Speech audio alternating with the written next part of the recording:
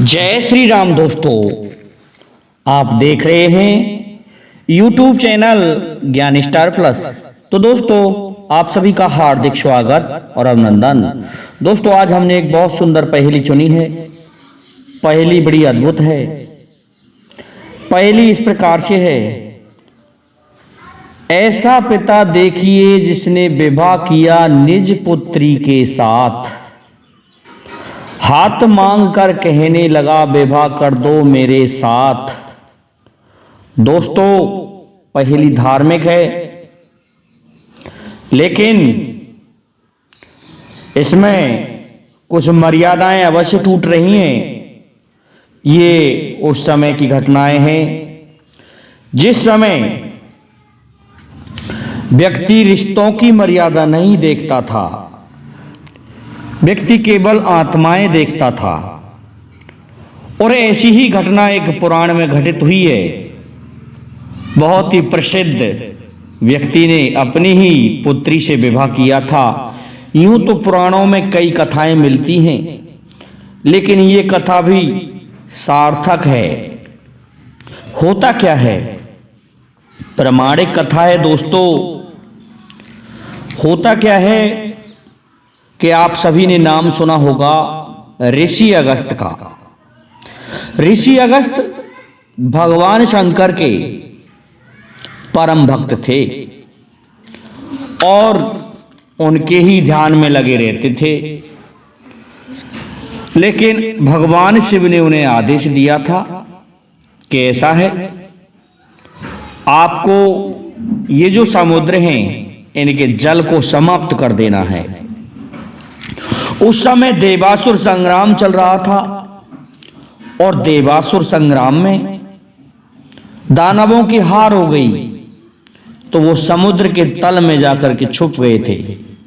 इस कारण से भगवान शिव ने आदेश दिया, किसी भी बहाने से आप समुद्र के जल को पी जाइए। तो दोस्तों, ऋषि अगस्त समुद्र पर जाते हैं। इधर बहाना मिल जाता है कि समुद्र देवता ने भी राक्षसों को समाप्त करवाने के लिए एक टटाटेरी उसके अंडों को पानी से ढक लिया था। वह टटाटेरी क्या कर रही थी कि उधर से मिट्टी लेके आती, समुद्र में डाल रही थी, कह रही थी तुझे सुखा के छोड़ूंगी, और इधर से पानी अपनी चोंच में भर के बाहर निकाल रही थी। तभी तो कहा गया है कि कहाँ कुंभज कहाँ सिंध अपारा, सो से सुजस सकल संसारा। दोस्तों, कुंभज ही कहते हैं ऋषि अगस्त को, जो कि घड़े से उत्पन्न हुए थे, और कुंभज ही कहते हैं टटाटेरी को। तो कुंभज ने कुंभज को देखा, कहने लगे अरे भाई क्या हो गया। तो टटाटेरी ने अपनी सारी व्यथा सुना दी। तो ऋषि अगस्त कहने लगे समुद्र, इसके बच्चे दे दो। लेकिन समुद्र कहाँ सुनने वाला था। बताया जाता है, जिसे हम ग्रास कहते हैं, इसी तरह से चुरू कहते हैं, अपने हाथ के 3 चुरुओं में उस समुद्र को पी गए, जिससे वो राक्षस दिखाई दे गए कि ये राक्षस यहां छुपे हुए हैं। इस प्रकार राक्षस परेशान हो गए।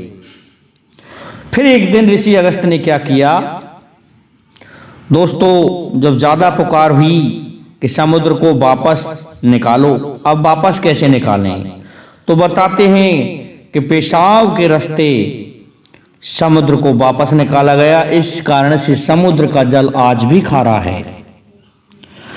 तो इस प्रकार उन्होंने अपने तपोबल से एक दिन ऐसा ही चमत्कार किया कि बहुत सुंदर कन्या उत्पन्न की, और उस कन्या को उन्होंने देखा कि एक विदर्भ का राजा संतान प्राप्ति के लिए तपस्या कर रहा है। इस कारण से उस कन्या को उस विदर्भ के राजा के लिए दे दिया, जिसका नाम था दोस्तों लोपामुद्रा।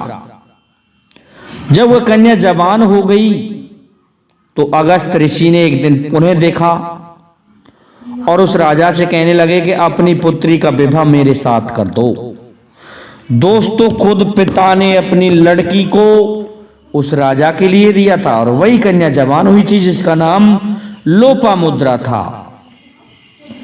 दोस्तों राजा समझ गए और उन्होंने मना करने से संकोच किया और कहा कि ठीक है, क्योंकि उनको पता था यदि मैंने मना कर दिया तो इस श्राप से मुझे भस्म कर देगा।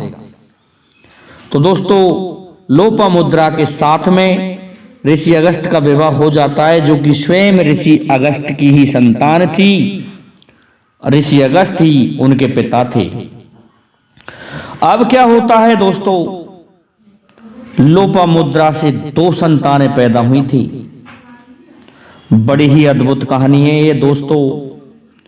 एक का नाम भृंगी था और दूसरी संतान का नाम अच्युता था। इस प्रकार से लोपामुद्रा से 2 संतानें हुई और उन दोनों संतानों का लालन पालन हुआ।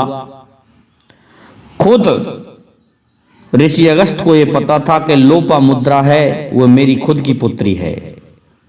तो देखिए दोस्तों, उस समय ये विडंबना थी, सृष्टि का प्रारंभ ही था कि संतानें उत्पन्न करने के लिए व्यक्ति रिश्तों की मर्यादा नहीं देखता था। इतनी जनसंख्या नहीं थी, इसी तरह से एक दूसरे विवाह किया करते थे। केवल आत्माएं देखी जाती थीं, रिश्ते नहीं देखे जाया करते थे। ये सृष्टि के प्रारंभ की घटनाएं हैं। बाकी उसके पश्चात तो हमारे भारतवर्ष में ऐसा कभी हुआ ही नहीं। कोई विशेष भूलवश ऐसा हुआ होगा, लेकिन ये जो शादी हुई थी अपनी पुत्री के साथ जानबूझ कर की गई थी। और उस समय रिश्तों की इतनी मर्यादाएं नहीं थी। दोस्तों ऐसी कथाएं कहने से थोड़ा फर्क पड़ता है हमारे इतिहास पर, हमारे पुराणों पर, हमारे धर्म ग्रंथों पर। लेकिन ये कथा आपको अगस्त संहिता में मिल जाएगी। अगस्त संहिता में आप पढ़ेंगे कि अगस्त जी का विवाह लोपामुद्रा के साथ हुआ है। और लोपामुद्रा की उत्पत्ति जब आप पढ़ोगे तो आपको ऋषि अगस्त की ही पुत्री वह दिखाई देगी। लेकिन उसमें एक अंतर था कि वह संतान उन्होंने अपने तपोबल से उत्पन्न की थी, ना कि किसी स्त्री विशेष से। इसलिए वो औरस पुत्री नहीं थी, हालांकि पिता स्वयं अगस्त ही हुए थे। तो दोस्तों आज के लिए इतना ही काफी है। जय हिंद, जय भारत, जय जय श्री राधे, जय जय श्री राम।